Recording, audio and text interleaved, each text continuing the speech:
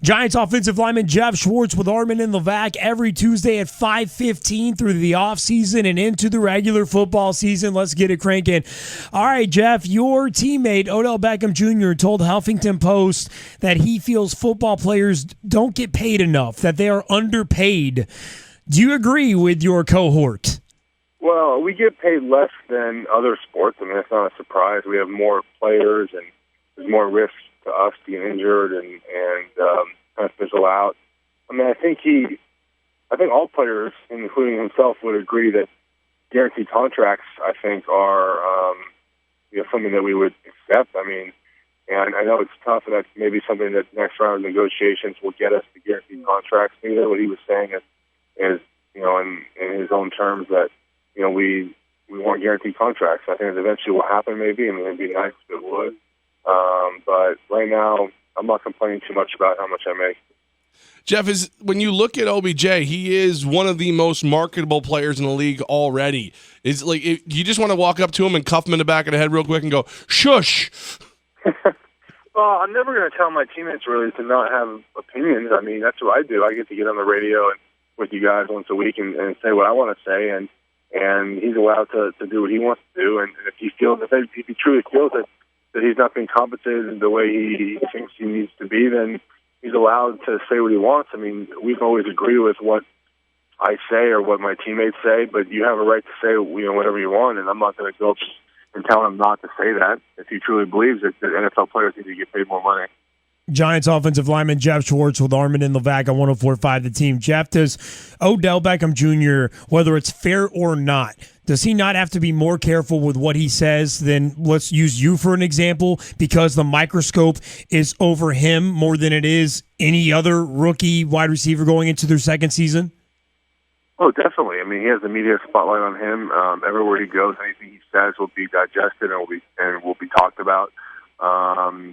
Yeah, I'm sure he got an email from someone with the organization saying, maybe we don't want to say that, in the future. I don't really know the background of the interview where they caught him like a TMZ style, like coming out of a restaurant, or you had a couple of drinks. They try to put that camera in your face to get you to say something kind of off the wall, or whether or not it was a sit-down interview. I mean, some situations, you think you're saying something that's just going to be local and not get much press, ends up getting a lot more than it should. So every situation is different, but I definitely think that I think he has done a good job of not getting in trouble, not being in the public spotlight very much.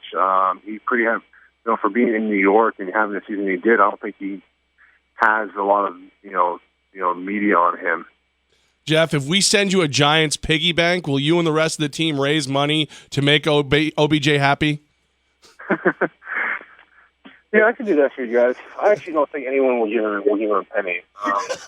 He just doesn't matter. How much you get for Madden? I don't know. It's got to be a pretty chunk, though. Yeah, he's on the cover of Madden after his rookie season, where he just had like the best rookie season for any wide receiver ever. I think he'll be okay with his career. Well, and his agent announced 2 weeks ago that they are on the cusp of unveiling multiple, quote-unquote, multiple marquee endorsements. So he's about to cash in. Geoff, that's not surprising. I mean, he should, yeah. Well-spoken. He's not a troublemaker. Obviously, he's great athletically, and I'm not surprised. There's guys on, Steve Weatherford probably makes as much money off the field as he does on the field. In regards to OBJ, Odell Beckham Jr., Geoff Schwartz, Giants offensive lineman, joining us. He's 22 years old, Geoff. How many temptations come with the territory of being in the NFL at such a young age? Well, coupled with being in New York and being in Jersey, I mean, geez, he's done a great job. I mean, you don't see, the Giants in general seem to just have guys that are able to handle themselves in the spotlight without making too much of a noise. Eli's been here 11 years, and he's still kind of stays out of spotlight. And Odell is able to kind of do that too. I know there's a big spotlight on him now that he's won Madden and he had a great season, but you really don't hear about any off the field issues or what he does in his private life, and that's good for him. He's shown good restraint. Geoff, word association, Deflategate. Enough already. It's just. I hope after these owners' meetings, it's just done with. Like, we never have to hear it again. That is the thing. The owners' meetings are going on right now in San Francisco, and we're hoping for resolution of quite a few things, including Deflategate. As a player, how much attention do you pay to the owners' meetings? None. I do think this one they're going to have the vote on the field goal. I mean, the extra point situation, right? So I mean that's important. Anytime that you can eliminate a field goal is fine with me. As offensive linemen, we just get destroyed. I mean, we're standing there and guys running full speed trying to tee off on us. So anytime you get rid of an extra point, I'm all for it. Okay, but if they get rid of the extra point, they're going to push it back. The most likely scenario is that they push it back towards virtually around a 35-yard field goal. So you still are doing a special teams deal there. Yeah, I know. I saw that. I mean, what's the field goal percentage from the 35-yard line? Oh, jeez. Is it that much of a difference? I know, extra points are like 99%, but I feel like a 35-yard field goal nowadays is above 90. I don't think it's above. How many times are you going to is it really going to change the outcome of the game? I mean, once or twice maybe out of 200-plus games. So, I mean, I kind of like the idea that it was floated out about if they move it to either keep the extra point and gives it to 35, or you can go for it from the 1-yard line and get 2 points. That's an interesting way to do it. I mean, I think a lot of teams would take more risks if the ball was at the 1 than it was, at the 2, I guess. I mean, it's 1 yard closer to the pay dirt. Geoff Schwartz with Armen and Levack on the team. Hey, you shared the same agency with Lyle Collins, who signed with the Dallas Cowboys. What a crazy deal that was, man. 1 week he's a murder suspect. A week and a half later, he's completely acquitted of everything and gets to pick the team that he goes to. Yeah, my agent, we have the same agent and same marketing people. I'm really close to my agent, so it's kind of, I was able to follow along, and he gave me some details about the process. The first thing that was disappointing, obviously, let's just say that's the way, I'm not happy he went to Dallas. Okay, I know you're probably ecstatic he went to Dallas, but it's funny because my agent and I talk, we talk every day, we talk a lot, and he ignored me for a day, then I found out he went to Dallas. So rude.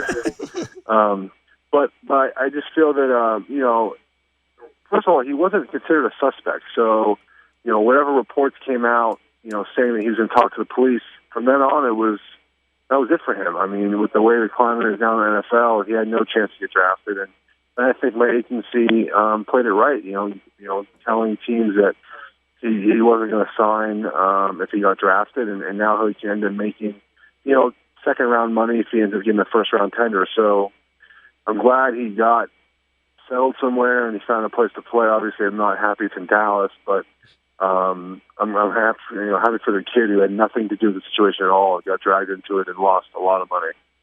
All right. Speaking of some good news, you guys had a wild adventure this weekend. You were out playing TPC Sawgrass.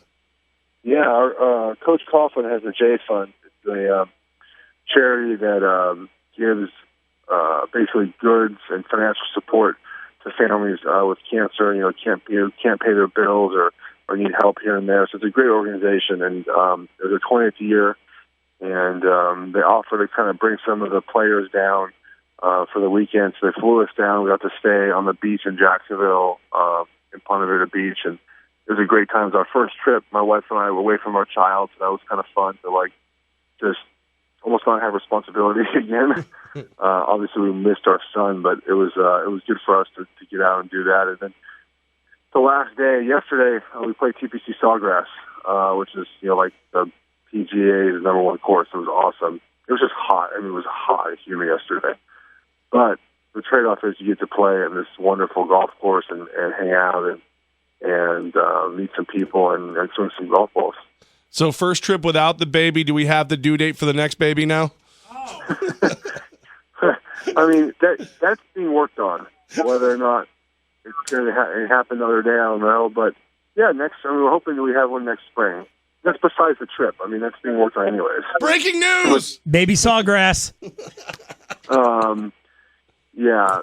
I don't know if my wife wanted me to say that. I don't know.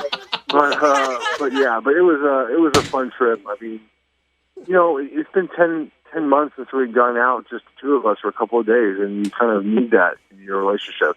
It's all about the baby for so long, and obviously rightfully so. I mean, trust me, we love our child very much, but it's nice to have a couple of days where it's just back to just us two, and we can focus on each other. And then obviously adding in that I get to play sawgrass and have a good time doing that. I was pleasantly surprised at myself yesterday. I didn't golf since July because my leg.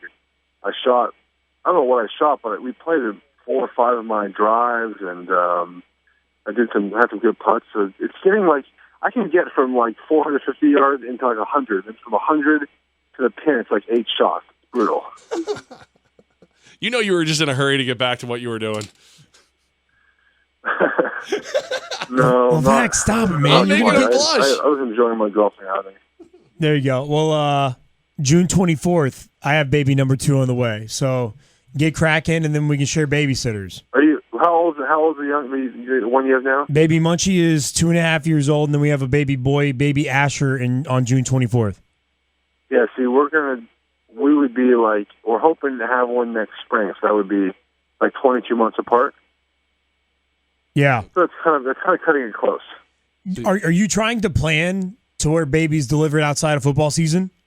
Yes. If your child was due on a Sunday, would you miss a football game for its birth? Yes. Not even a tough decision. No. All right, interesting. What if it was a playoff game? That's why we're not having a kid in the playoffs. Touche. Good stuff, man. Love it. Well, listen, I'm just going to point out my daughter is 11. She'll babysit all the kids. You know, we were going to have our kids this summer right before camp. Like it could have been like the day of camp, but we just induced a little earlier, so it wasn't a big issue. But I think that, I mean, it's such a special moment and experience. I mean, I don't know how you can not be there, especially just emotional support. The kid, obviously, your wife gives birth, and the wife hangs out with the kid most of the time anyway. So your dad, you hold them and you do whatever, what's that called, skin to skin and all that stuff. Most of the time the wife's hanging out with them, but you're there for emotional support and to see the whole thing. I mean, it's unbelievable. It changes your life. So I don't get why people, get upset at athletes for missing sporting events, their games for the birth of their children. Well, cool, man. Well, good talking to you this week. I guess we have some breaking news on the show as well, and we'll talk to you again next week. And I just want to say, get her done. Stop it, Levack. Jeez. Breaking. It's not really breaking news. I mean, I don't know. We just hope to have our kids soon. I didn't see that in Pro Football Talk. I'm just saying. Or on social media, at Geoff Schwartz on Instagram, YouTube, Facebook. I have a Twitter. Weird suspicion this will not make it to Pro Football Talk. Guess we have to call Mike Florio. Yep. Check him out on the World Wide Web, Twitter, YouTube, Instagram, Facebook, at Geoff Schwartz. All right. Talk to you guys later.